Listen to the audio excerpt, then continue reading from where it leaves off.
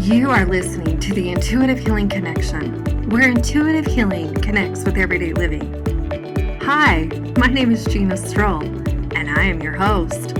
I am best known as the down-to-earth energy healer that doesn't sugarcoat the truth. I walk my clients through the healing process so they can find freedom from their emotional pain, heal from their past, and find peace and joy again. If you are interested in healing your emotional past, tapping into your spiritual side to receive your own answers, finding your own clarity, and discovering your own spiritual truths, then you are in the right place. I am here to lead the way and to help you discover your own intuitive healing connection. Hello, everyone, and welcome to this podcast. I'm so excited that you're here, and I'm excited for today's little topic because it's all about taking back your power and really stepping back into your own power and allowing your own intuition and your own guides and tools to lead the way for you. So I love talking about this. I love helping people in sessions and in my courses and in about everything I talk about is really all about stepping into your own power, because you really are here to, I believe, learn how to do that in a productive way, in an honoring way, and in a way that feels good for you. So I always like to ask everybody a question, and it's who or what are you giving your power away to? You know, there's so many things that happen to us every day. There's people that come into our lives that maybe we just feel like we can't, they're so overbearing or overpowering that we don't get to make choices. We don't get to do what we want to do. There's situations in life where we feel like we just can't do what we want to do. Like there's only one choice and we have to do what everybody else is telling us to do. The thing is there's always a choice. It's what you decide to believe. And every time we get backed into a corner or allow ourselves to get backed into a corner, we give that power away to that person, that thing, that situation, whatever it is that is going on. And we don't allow ourselves to really step into our power, take control in a way that is honoring for us and of the situation that we desire, or at least voice our opinion and how that needs to go. You know, just because we voice our opinion doesn't mean we're always going to get what we want, but at least we're being honoring to our feelings and how we feel about those situations. So anytime we give our power away, we also give our choices away. So this morning that came out really big for me as I was getting ready to do this podcast. And you know, there's so many times, even down to the little things of where do you want to go for lunch? And if you say, I don't know, go wherever you want, but you really wanted to go to that restaurant or go to that place, whatever it is for you, but you didn't say it, you gave your power away in that moment. And so if we can remember that, to me, this is a process of really learning to step back into ourselves, to honor our true authentic selves, and really know that it's okay to voice your opinion, finding that freedom in there in voicing your opinion and expressing what you want and desire, and allowing your needs to be heard, because all of those are the steps that are needed for you to really step into your true authentic self. When we give our power away, it's because we don't think we are worthy. It's because we don't believe that we are deserving of that, or that we can have those things, or we're afraid of what the other person's going to think. And so we just keep our mouth shut. I had one of my friends tell me, we went camping with some friends over the weekend, and she mentioned we've been friends for a long time, and we were friends earlier on, really close, and then we kind of, you know, went our kind of separate ways for a lot of years. We were raising kids and, you know, doing our things and got busy with kids. And then we've kind of come back together in our retirement years here. And one thing that she said is that when we were early on, we all went in one vehicle to Salt Lake together. And she remembers this trip. I didn't know this. She remembers this trip. It's a 3.5-hour trip one way for us. And she remembers this trip because she had to go to the bathroom. And on the way home, my husband was driving, and he said, does anybody need to stop in this next town. We can stop and go to the bathroom. And everybody else said, no, I'm fine. I'm fine. I'm fine. Well, she wasn't fine, but because everybody else said they were fine, she said, no, it's fine. I can make it till we get home. And she said that next hour was the most miserable she's ever been. Now, I looked at her, I said, oh my gosh, why didn't you just say you needed to go to the bathroom? Like, all you got to do is speak your truth. But she was afraid because everybody else said, no, I'm fine. We're good. Nobody wanted to rock the boat. Nobody wanted to inconvenience anyone else. And so she just agreed to be in that space, even though her body was saying, hello, I need to pee like 2 hours ago. So these are the ways that we need to learn to honor ourselves, honor our worth, and realize, you know what, we are not here to be a burden to the world. You're not here to be a burden. You're here to honor that space, to really step into your power, because the more that you do that and you honor yourself, the easier it will become.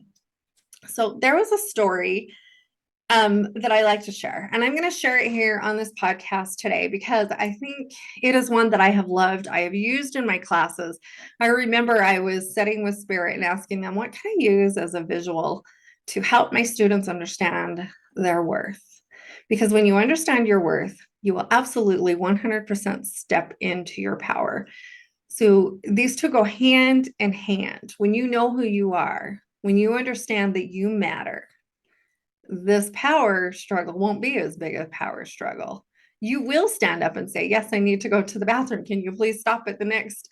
I want to go to Maverick. They have the cleanest bathrooms. You'll even say it that way. Some people may take that as, wow, she's a pain in the ass. It doesn't matter because you knew that you needed to honor that space for yourself. So here's the story that I like to share. And I've shared this before, but I'm going to share it here again today because I think it is very monumental in understanding our worth. So I have here $100 bill. For those of you who are on video with me, you can see the $100. If you're in audio, I am holding a real $100 bill in my hand. I actually had to go get one and bring it up to my office today because I love using the $100 bill because it's enough value that everybody kind of goes, wow, a $100 bill. A $1 bill, everybody's kind of like, yeah, but a $100 bill. Although in today's economy, this doesn't buy much anymore, but it's still a very valuable thing. $100 bill you wouldn't want to lose, right? All right, so I look at this $100 bill, and does anything that I can do to this $100 bill change its value? Is there anything that if I step on it, get it dirty, does it change the value of this? Does it make it any less? If I crumple the edges, if you do a little bend here, does it change the value?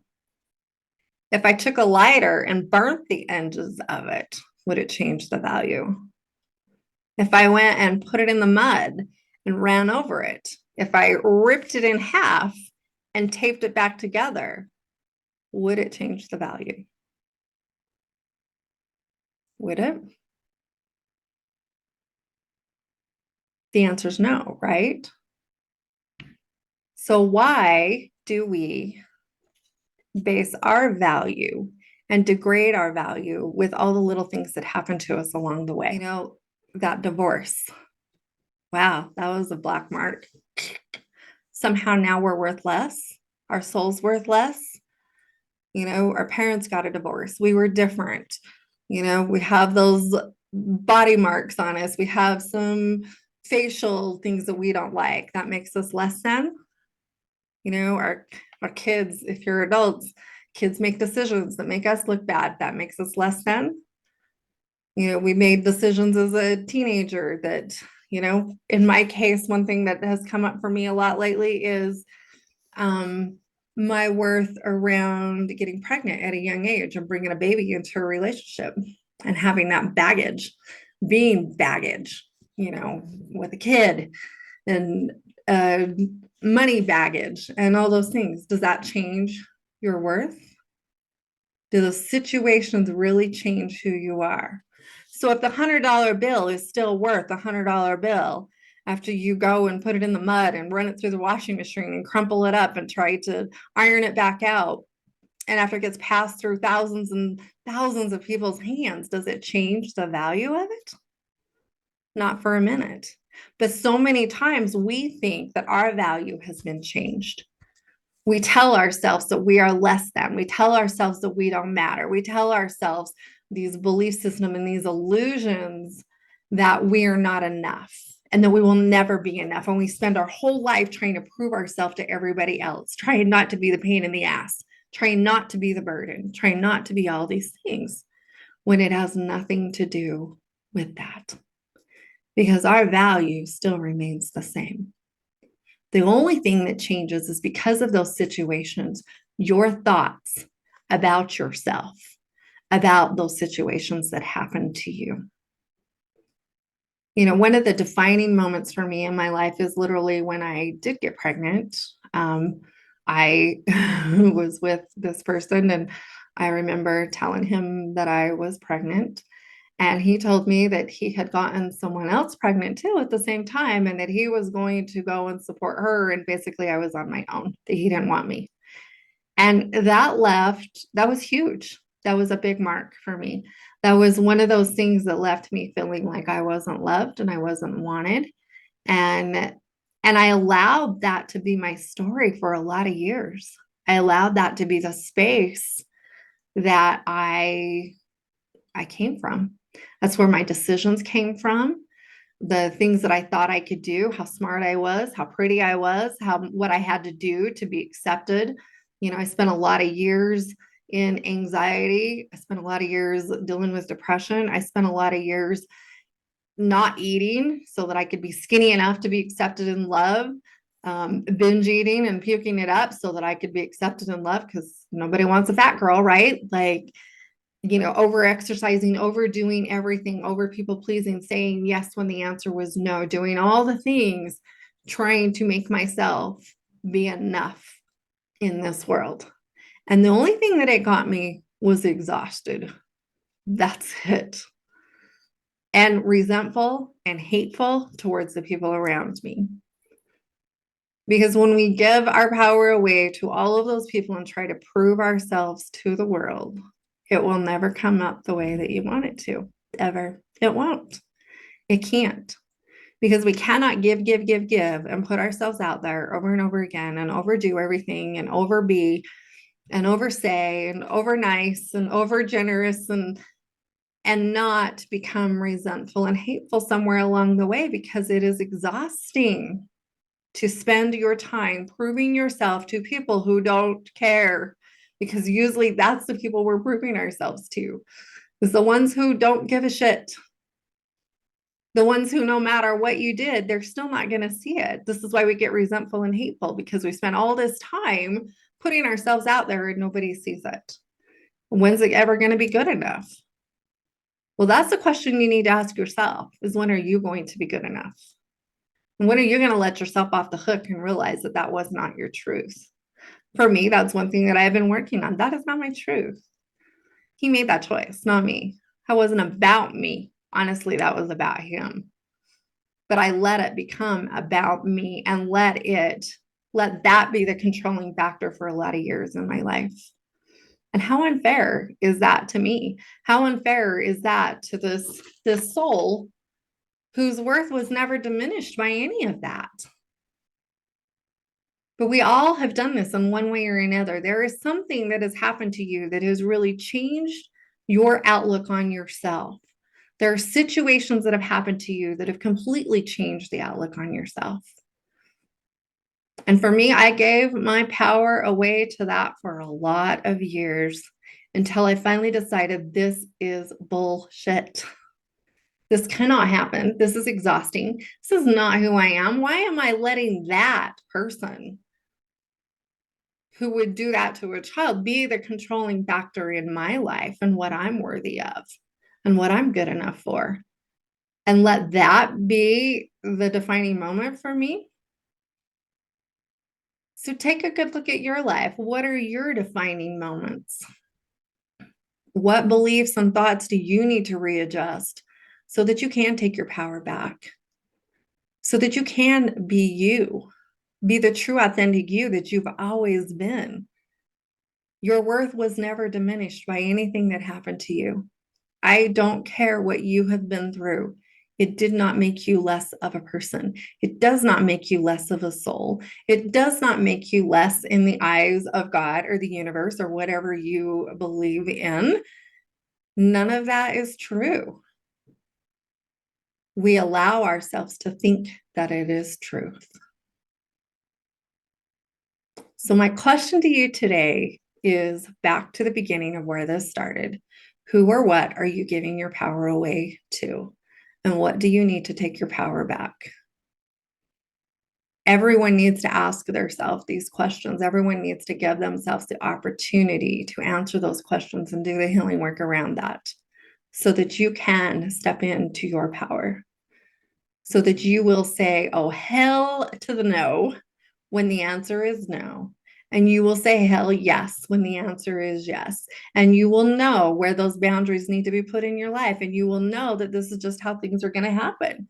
And you will stick with it and you will do it because you will understand that you matter, that you are important, that your wants and desires matter in this world, and that it is okay for you to take up space. So I hope that is giving you a lot to think about today, because I think it's important to start asking ourselves the questions and allowing ourselves to ponder those questions. This isn't about being judgmental. This isn't about being critical with yourself. I don't care what you've thought in the past. It's what you do with it from this moment forward. It doesn't matter where you've been. These are all experiences for you to learn and to grow from. What you do with it from here on out is what matters most. And really learning to love yourself for who you are, love yourself just as you are right now, in the body that you're in the situations that you're in, knowing that you have done the very best that you know how up to this point in your life. And that's all anybody can ask. So that is my message for you today. I hope this reaches you with love and with kindness and with gratitude from my heart for being here. Love you because you matter. And I am going to leave that message with you.